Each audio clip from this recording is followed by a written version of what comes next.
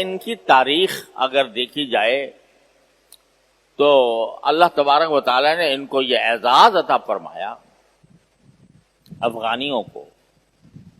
اور میں اگر پیچھے جاؤں تو ہندوستان کے اندر جو مسلمانوں کی حکومت تقریباً 600 سال قائم رہی ہندوستان میں، بر صغیر میں، وہ بھی اگر دیکھا جائے تو افغانیوں کی بدولت، کیونکہ ہندو کی ذہنیت یہ ہے کہ وہ کبھی مسلمان کو برداشت نہیں کرتا.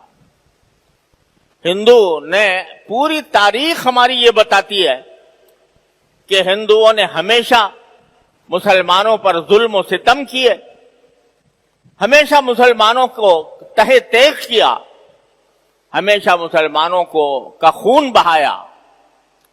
لیکن جب کبھی ہندوؤں نے یہ حرکت کی تو مسلمانوں کو ہندوؤں کے ظلم و ستم سے نجات دلانے کے لیے افغانستان کے لوگ آئے.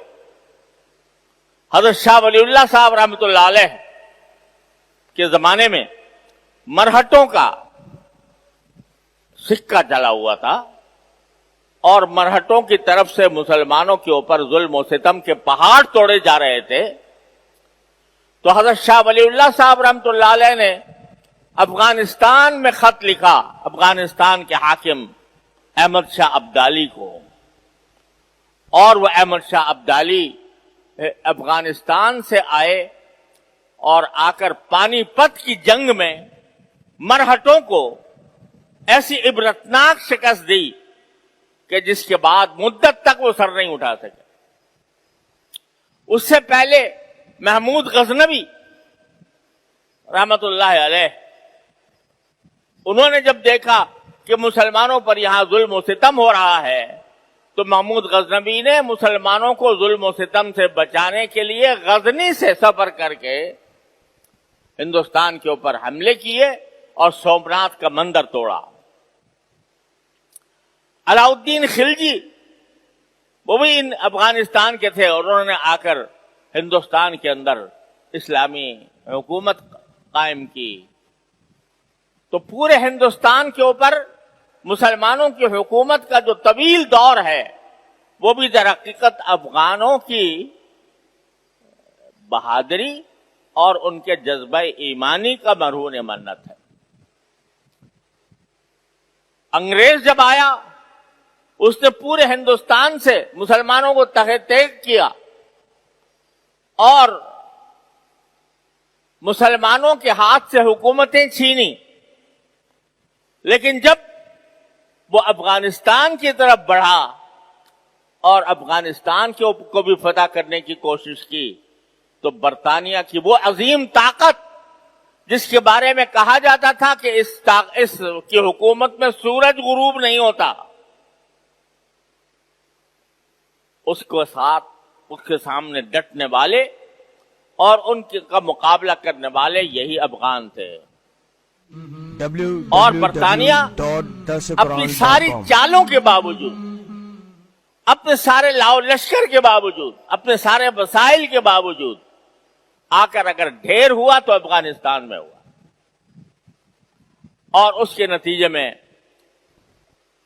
یہ ان کے سمجھ میں آ گیا، اس وقت برطانیہ کے سمجھ میں آ گیا تھا کہ جب تک ملا موجود ہے افغانستان کے اندر ہم کبھی بھی اس افغانستان پر فتح یاب نہیں ہو سکتے. تو اقبال نے اسی کا ذکر کیا تھا یہ کہتے ہوئے کہ افغانیوں کی غیرت دین کا ہے یہ علاج، ملا کو ان کے کوہ دمن سے نکال دو. وہ فاقہ کش جو موت سے ڈرتا نہیں ذرا، روح محمد اس کے بدن سے نکال دو. یہ پیغام یہ پلان تھا برطانیہ کا، لیکن اللہ نے ان کے ہاتھوں فیل کرایا. اس کے بعد اس وقت دو طاقتیں دنیا کے اوپر حکمرانی کر رہی تھی، دو سپر طاقتیں، ایک روس اور ایک امریکہ. تو روس آیا تو اس روس نے چاہا کہ میں کسی طرح افغانستان پر قبضہ کروں، اور افغانستان پر تنہا قبضہ کرنا مقصود نہیں تھا، بلکہ مقصود در حقیقت پاکستان کے اوپر بھی قبضہ کرنا اور گرم پانی تک پہنچنا مقصود تھا. لیکن اللہ تعالیٰ نے اس کو بھی، اس عظیم طاقت کو جو اس پر ایک سپر طاقت سمجھی جاتی تھی، سوویت یونین، اللہ تعالیٰ نے افغان مجاہدین کے ذریعے ہی اس کا قلع قمع کیا. اس طرح قلع قمع کیا کہ جب وہ شکست کھا کر بھاگا تو شکست کھا کر بھاگنے کے بعد اس کی پوری سوویت یونین کے ٹکڑے ٹکڑے ہو گئے. آج سوویت یونین کو کوئی نہیں جانتا.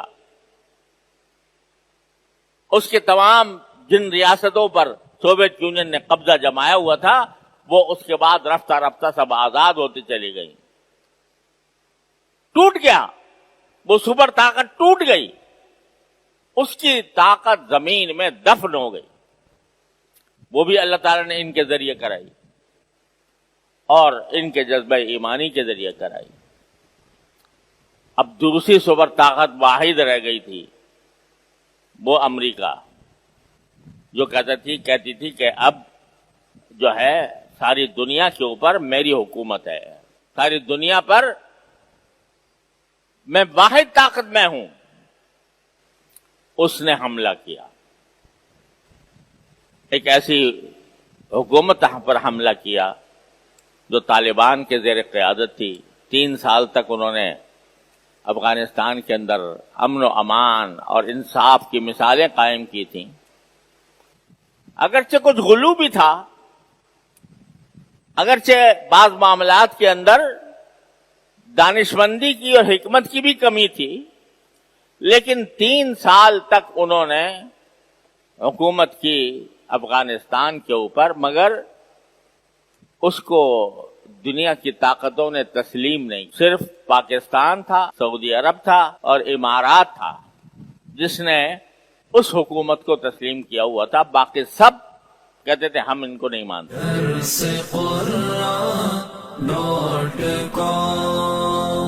www.darsequran.com